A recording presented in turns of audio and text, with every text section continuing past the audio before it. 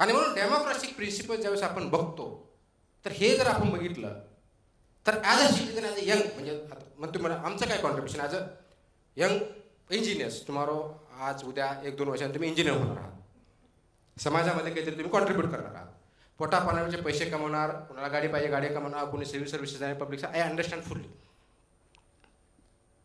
3-4 गोष्टी लक्षात ठेवा. डेमोक्रेसी मी प्रोटेक्ट तरी कसा करू शकतो? Simple. How can I contribute economically? आर्थिकदृष्ट्या मी काय कॉन्ट्रीब्यूट करू शकतो समाजासाठी, स्वतःसाठी, फॅमिलीसाठी, ऑफकोर्स, आणि त्याच्यानंतर समाजासाठी. How can I contribute socially? समाजाचं पुनरुत्थान करण्यासाठी, चांगल्या गोष्टी घडतात, मी काय करू शकतो? How can I contribute एन्व्हायरमेंटली?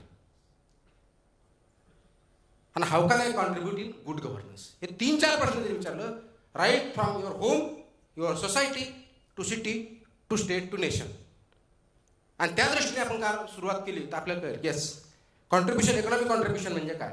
याचा अर्थ फायनान्शियल इक्वॅलिटीमध्ये नाही आहे. Financial economic contribution it include social aspects as वेल.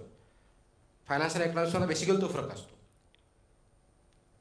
तर मी दुसऱ्याला एम्पॉवर काही करू शकतो का ज्याच्यामध्ये त्यांचं आज 100 रुपयामध्ये इन्कम आहे, BPL असं गृहीत धरलं की 100 रुपये हे BPL लाईन आहे, त्याला 100 रुपये, 90 रुपयामध्ये 100 रुपयाला कसा नेता येईल, याच्यामध्ये मी एम्पॉवर काही करू शकतो का? I am not asking you to contribute monthly की 10 रुपये त्याला, no, that is don't. I am asking you to empower them, whether educationally, skillfully, बाकीच्या काय त्यांना मदत, गव्हर्नमेंटमध्ये पॉलिसी फॉर्मच्या दृष्टिकोनातून असेल, can we do that.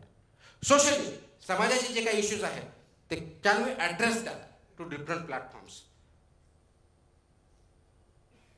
एन्व्हायरमेंटली, can we protect, at least prevent degradation of the environment. Simple. कचरा कमी करण्यापासून ते प्लास्टिक न वापर